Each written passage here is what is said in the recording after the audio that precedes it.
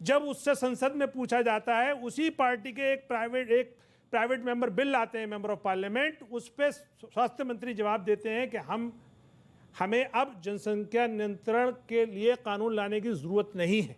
वही affidavit supreme court में भी सरकार देती है कि हमारा ऐसा कोई इरादा नहीं है कि हम जनसंख्या नियंत्रण कानून लाएं।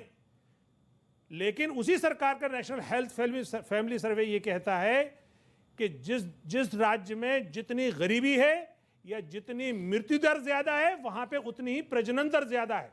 जैसे बिहार में स्वास्थ्य सेवाएं सबसे कम है, इसलिए बिहार की प्रजनन दर सबसे ज्यादा है। और चौंकाने वाला वो तथ्य ये भी बताता है कि जहां जहां मुस्लिम ज्यादा आबादी है, चाहे कश्मीर हो, केरल हो, अंडमान निकोबार हो, सॉरी लक्षद्वीप हो, वहां की जो नेशनल प्रजनन दर, उनकी जो प्रजनन दर है वो 1.4 है, या और ज्यादा आबादी वाले चाहे बंगाल हो, आसाम हो, उनकी भी प्रजनन दर नेशनल एवरेज प्रजनन दर से कम है। तो सवाल यहाँ हिंदू मुस्लिम का नहीं है, यहाँ सवाल है कि जहां पे शिक्षा है, जहां गरीबी है, जहां स्वास्थ्य सेवाएं नहीं है, वहां की जनसंख्या ज्यादा है। सरकार की जिम्मेदारी है कि अगर उसे जनसंख्या नियंत्रण करनी है तो उसे शिक्षा, स्वास्थ्य और रोजगार, मैंने 50 सेकंड 60 सेकंड की टाइम लिमिट लगाई थी, आपने 2.5 मिनट ले लिया। अनामिका जी, मैं आपका रुख करता हूं। जनसंख्या हमारी समस्या है, लेकिन आपको तो कुछ सुनाना पड़ेगा। हाँ जी बिल्कुल। उससे पहले बस मैं इतना ही कहूंगी, मैंने अभी आप सबको सुना भी है। होता क्या है, जब भी किसी बीमारी को ठीक करना होता है तो उस रोग के जड़ तक जाना बहुत ज़रूरी है। यहाँ वहाँ की सारी बातें निकालने से अच्छा हो कि हम उस जड़ तक पहुँचे। और आपने कहा है कि सुनाना ज़रूरी है, तो मैं इसी बात का उत्तर मेरी पंक्तियों से देती हूँ कि छीना झपटी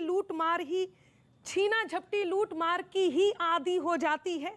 भीड़ अगर ज़्यादा हो तो फिर उन्मादी हो जाती है। और भूख गरीबी बेकारी की जड़ को खोदा तो पाया, हद से ज्यादा आबादी भी बर्बादी हो जाती है। बहुत बढ़िया, हद से ज्यादा। लेकिन एक और बात मैं यहाँ कहूंगी, और आपको कहीं इशारे में मेरी इस बात से वो उत्तर मिल जाए जो यहाँ चर्चा चल रही थी, तो आपको लगेगा कि हाँ, अनामिका ने बात को समझा भी और जाना भी है।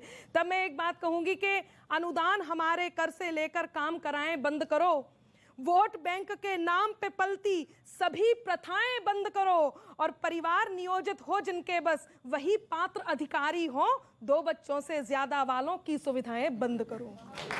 ये बात मेरी रखती थी। तो अगर ऐसी सुविधाएं बंद होंगी तो देश में कई लोगों के लिए समस्या खड़ी हो जाएगी। लेकिन मैं आने वाले समय में आने वाले लेकिन सुधांशु त्रिवेदी मेरे साथ है और ऑडियंस भी है। और सुधांशु त्रिवेदी, घुमा फिरा कर आप पर आ जाती है। कलीमुल हाफिज साहब ने बोला कि आप लोग जो हैं वो धर्म के चश्मे से